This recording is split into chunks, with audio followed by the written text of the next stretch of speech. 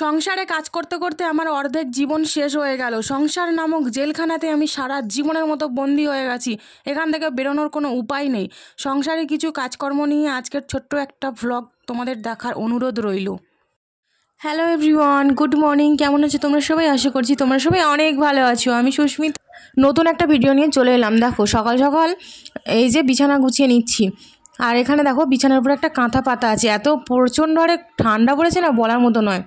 সকালবেলা ঘুম থেকে উঠে কত যে কাজ করতে হয় সেটা একটা সংসারের বউই জানে। তো কাজবাজ করছি, আর আজকের তোমাদের পর অনেক দিন পর তোমাদের সাথে একটা ভিডিও শেয়ার করছি। আর ঘরের সামনে যে প্রচুর পরিমাণে ফাঁকা, আর ঠান্ডাটাও খুব পরিমাণে ঢোকে, সেই কারণে এই যে একটা প্লাস্টিকের বস্তা পুরো বাড়িটার সামনে ঘিরে দেওয়া হয়, সেটাই এখন তুলে দিলাম।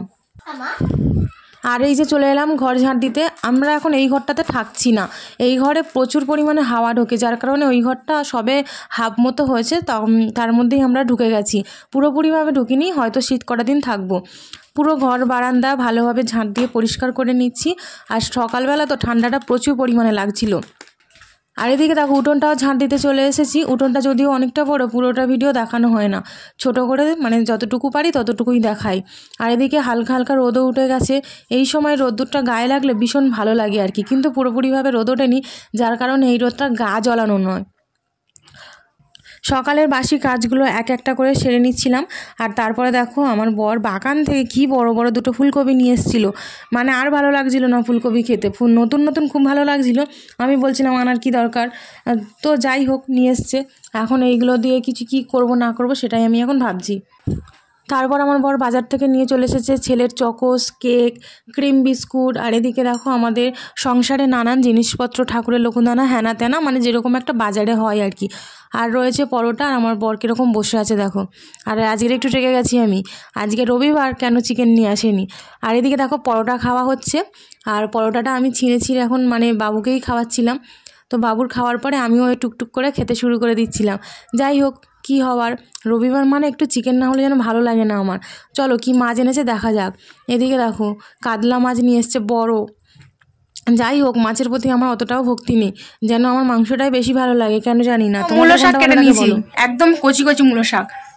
আর এদিকে দেখো আলু ঝিরিঝিরি করে কেটে, কাতলা মাছের তেলটা জাস্ট ওয়াও, একদম অনেকটা ঝিরিঝিরি করে আলু দিয়ে কেটেছি, চচ্চড়ি করব। তো এখন সব কাটাকুটি চলছে, কী কী রান্না করব। আজকের মাংস নিয়ে আসিনি, যার জন্য আমার মনটা একটু খারাপ।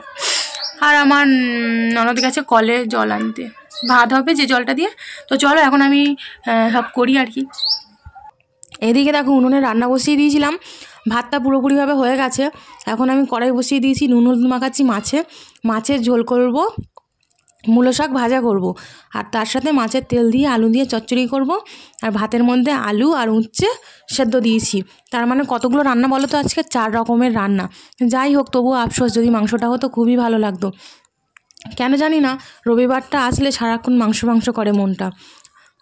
আর কি কি রান্না হলো আর কি কি রান্না বাকি দেখো। এই যে মাছের কালিয়া হয়ে গেছে, কাতলা কালিয়া। আর এই যে তেলটা দিয়ে চচ্চড়ি করব আলু দিয়ে। আর এখানে দেখো শাক ভাজবো বলে পেঁয়াজ আর লঙ্কা দিয়েছি।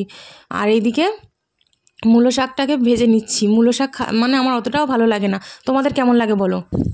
আর এদিকে ভাত বেড়ে নিয়েছি, এই যে উচ্ছে আলু সেদ্ধ মাখানো, শাক ভাজা, আর তেল চচ্চড়ি, মাছের ঝোল। আজকের ভিডিওটা তোমাদের কেমন লেগেছে বলো। আর তার সাথে করেছিলাম আমের চাটনি, যেটা লাস্টে বলা হয়নি। তো আজকের পর্যন্ত এই অবধি, টাটা বাই বাই, দেখা হবে নেক্সট ভিডিওতে।